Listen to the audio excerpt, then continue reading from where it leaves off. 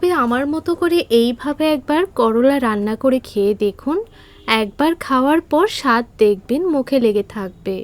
সকালে হোক বা দুপুরের গরম ভাতের সঙ্গে করলা আর মসুর ডালের এই রেসিপিটা থাকলে আর কিছুই লাগবে না।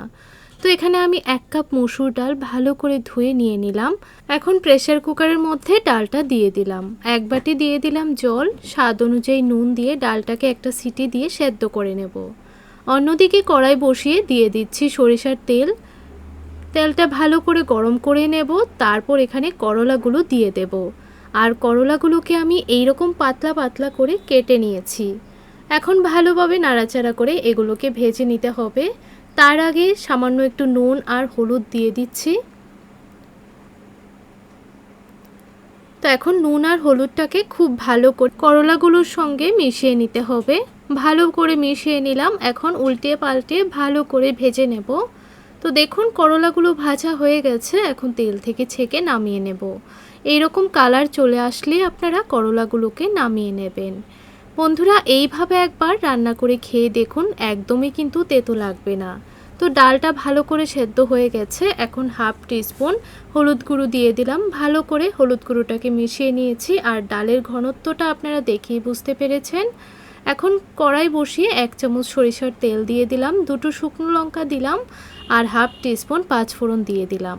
ফোড়নটা ভালো করে ভেজে নিয়েছি। এখন 1 চামচ দিয়ে দিচ্ছি আদার পেস্ট। আদাটাকে ভালো করে ভেজে নেব।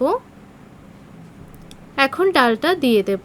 আর আদাটা যেন পুড়ে না যায়, না হলে কিন্তু ডালের ফ্লেভারটা একদম খারাপ হয়ে যাবে। এখন সবটা ডাল দিয়ে দিলাম। তারপর ভেজে রাখা করলাগুলোও দিয়ে দিচ্ছি। এখন 1/2 টিস্পুন দিয়ে দেব ভাজা জিরের গুঁড়ো। এইভাবে ভাজা জিরের গুঁড়ো দিয়ে ডালটা রান্না করে খেয়ে দেখুন, এই ডালের ফ্লেভারটা খুব ভালো আসবে। তো ভালো করে এখন মিশিয়ে নেব। তারপর ডালটাকে প্রায় 4 থেকে 5 মিনিট রান্না করব।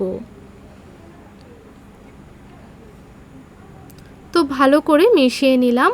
এখন কিছু কাঁচা লঙ্কা মাঝখান থেকে কেটে দিয়ে দিলাম। তো দেখুন ডালটাকে প্রায় 4-5 মিনিট রান্না করে নিয়েছি। ভালো করে কিন্তু বলক চলে এসেছে। আপনারা চাইলে যদি আরেকটু পাতলা করে রান্না করতে চান তাহলে এখানে গরম জল অ্যাড করতে পারেন। তো বন্ধুরা, আপনাদের কাছে করলা দিয়ে মসুর ডালের এই রান্নাটা কেমন লাগলো কমেন্ট করে জানাতে ভুলবেন না। রেসিপিটি ভালো লাগলে চ্যানেলটিকে সাবস্ক্রাইব করে রাখবেন, লাইক শেয়ার করে আমার পাশে থাকবেন।